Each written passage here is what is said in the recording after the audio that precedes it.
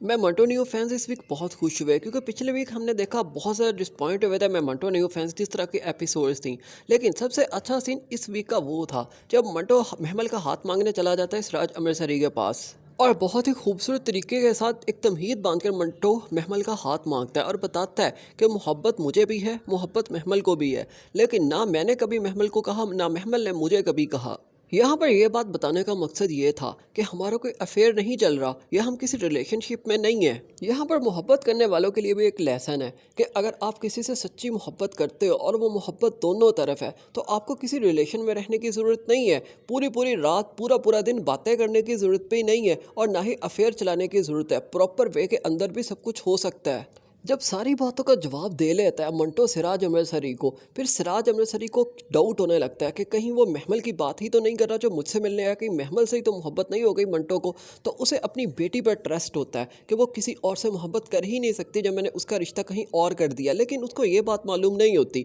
कि जहाँ पर उसने अपनी बेटी का रिश्ता किया उसकी बेटी नहीं चाहती थी वहाँ पर रिश्ता करना, अपनी माँ के प्रेशराइज करने पर उसने वहाँ पर रिश्ता किया। यहाँ पर सिराज अमृतसरी मंटो से कहता है पहले आप उस लड़की से पूछ कर देखो कि वो भी आपसे मोहब्बत करती है या नहीं। हो सकता है आपकी गलत फहमी हो, आपको लग गया हो कि उसको आपसे प्यार है, क्योंकि समटाइम्स ऐसे हमने देखा है कि कोई आपका ख्याल कर रहा होता है, एहसास कर रहा होता है और वो इंसानियत के नाते कर रहा होता है या आपकी रिस्पेक्ट और रिगार्ड में कर रहा होता है, लेकिन हमें लगने लग जाता है कि वो बंदा हमसे मोहब्बत करने लग गया, प्यार करने लग गया। तो यही सिराज अमृतसरी कहता है मंटो से कि पहले आप बिलीव कर लो, यकीन कर लो कि उसको आपसे मोहब्बत है। अपनी वीडियो में आगे बढ़ें इससे पहले आप लोगों से रिक्वेस्ट है काइंडली हमारे इस चैनल को ज़रूर सब्सक्राइब कर दें, क्योंकि खलीलुर रहमान कमर साहब ने सिर्फ ड्रामा नहीं दिखाना होता बल्कि बहुत कुछ समझाना होता है, बहुत सारे लेसन्स देने होते हैं। लोग इसे ड्रामा की तरह लेते हैं लेकिन हम अपने इस प्लेटफॉर्म को यूज़ करते हुए इन सब चीज़ों को एक्सप्लेन करते हैं कि खलील साहब की इस बात का मकसद क्या था। यहाँ पर लोगों ने इस लाइन को सिर्फ इस तरह से लिया